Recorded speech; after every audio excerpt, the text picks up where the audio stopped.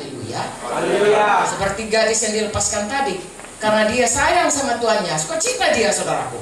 Menyenangkan Tuhan. Bagaimana menyenangkan Tuhan? Menyenangkan Tuhan, mematuhi Tuhan. Bagaimana mematuhi Tuhan? Tuhan mau kita segambar dengan dia. Mari berubah tiap hari. Amin. Saya tidak akan menceritakan begitu banyaknya ayat dari mulai Kejadian sampai Wahyu mengenai semua kita bisa berubah. Saya sudah mengikut Tuhan kira-kira sekian puluh tahun, saudaraku. Ya, waktu saya mula-mula mengikut Tuhan dengan hari ini, saya jauh berubah. Minggu yang lalu dengan hari ini pun saya jauh berubah. Selama saya naik pesawat pun saya jauh berubah. Ya, saya naik pesawat, saudaraku, tengah jalan goncang-goncang saya bilang, Tuhan Yesus, kalau Tuhan Yesus berkata pada gelombang di laut Galilea, diam, tenanglah, tenang dia. Sekarang Tuhan Yesus ada dalam hatiku. Marilah Tuhan, diamlah engkau. Semua turbulensi semua ini, capek kurasa begini jauh kalau goyang-goyang. Tuhan, berikanlah supaya kuasamu itu jadi. Saya katakan, diam kau semuanya. Angin ribut, tercampak kau semua ke lubang. Tahukah saudara? Goyangnya berhenti, saudaraku. Dan saya makin berubah, makin sayang sama Tuhan. Amin. Saya bilang, Tuhan, tidak ada satupun yang Engkau tidak berikan yang terbaik untuk kami. Terima kasihlah Tuhan. Ajarilah saya untuk lebih lagi ya mengasihimu. Jadi tiap hari kita berubah. Amin. Amin. Dan satu lagi, kita diberi kuasa, saudaraku. Kalau dulu kita, kalau orang Medan bilang ditokoh-tokohi ya.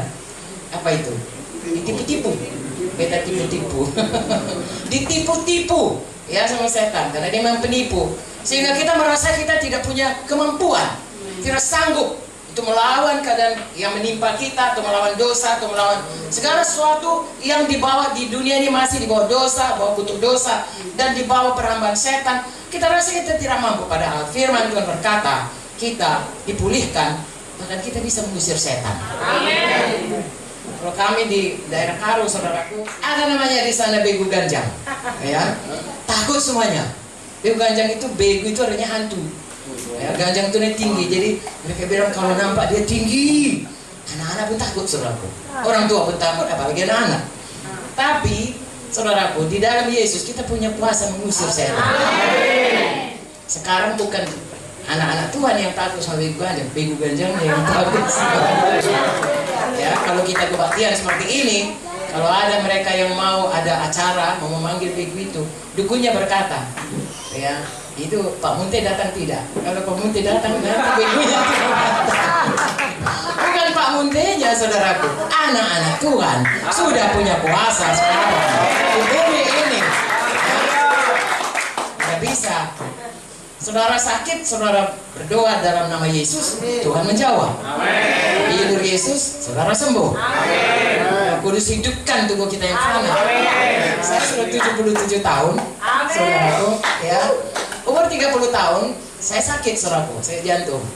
Ya, dokter bilang saya harus taruh pacu jantung. Bayangkan, sudah 47 tahun yang lalu ya. Tidak pernah itu dipasang, saudaraku. Saya masih sehat sampai sekarang. Saya bersyukur. Kenapa? Karena Yesus berikan kuasa. Kuasa Yesus bekerja dalam kita. Haleluya. Dan satu lagi dikatakan kita harus beranak pinak, ya, memenuhi bumi. Tahukah saudara, Tuhan bermaksud anak kita banyak. Kalau orang Batak dia anaknya 33 orang. Maranak 10 orang, Marboru 10 itu katanya. Begitulah maksudnya, supaya banyak keturunan, itulah yang paling baik. Tapi yang kalau misalnya anak kita secara badani dia tidak ikut Yesus, kita akan berpisah dengan dia selama-lamanya. Amin. Amin.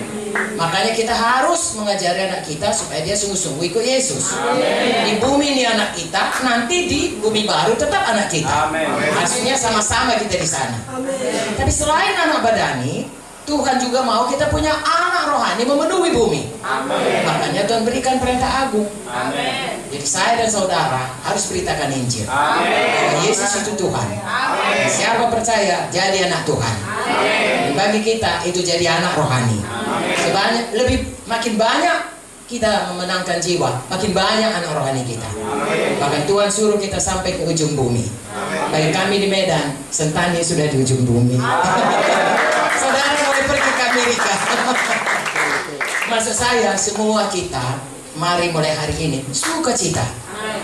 Tidak merasa terpaksa, kalau nanti tidak kubuat Tuhan marah. Tidak.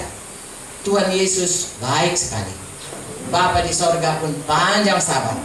Buktinya saudaraku, masih banyak orang yang melawan Tuhan, masih banyak orang yang menyembah berhala. Tuhan masih kasih matahari, Tuhan masih kasihkan udaranya, Tuhan masih kasihkan bumi ini sisa-sisa yang baik. Masih bisa dinikmati kalau dia menyelam di Raja Ampat, ya, atau di mana saja digunakan. Mengapa? Karena memang Tuhan baik. Dia panjang sabar. Tetapi maksud Tuhan panjang sabar itu supaya semua orang datang pada pertobatan. Itu sebabnya kita harus tahu hati Tuhan. Lalu sukacita kita beritakan Injil. Bukan terpaksa, nanti kalau nggak beritakan nanti marah pendeta. Bukan, ya. Atau marah Tuhan tidak dikasihnya kok. Bukan. Karena kita sayang sama Tuhan. Dia sudah lebih dulu selamatkan kita. Dan kita sudah merasakan betapa baiknya Tuhan itu. Sekarang seperti cerita yang pertama tadi, kita sudah dibebaskan Tuhan. Mari kita mengasihi Tuhan. Mari kita layani Dia dengan sukacita. Seluruh hidup kita untuk menyenangkan Tuhan. Kalau Pak Pendeta bilang, ayo kita menginjil, mari menginjil. Kalau Bapak Pendeta, karena dia pemimpin kita, berkata, mari kita semuanya mengunjungi, mari mengunjungi. Mengapa? Karena jiwa-jiwa yang sakit, jiwa-jiwa yang perlu dilayani, tidak ada yang tahu jalan keluar, tidak ada tahu bagaimana Yesus bisa menolong kalau kita tidak datang kepadanya. Haleluya. Makanya kita datang. Ya, kalau Pak Munte suka menyanyi begini, kalau orang lain ditolong, saya juga. Ya, pada saudara pun, kalau saya sampai 77 tahun bisa ditolong, saudara pun bisa ditolong. Tapi saya harus bersaksi kepada saudara. Saudara juga bersaksi kepada orang lain.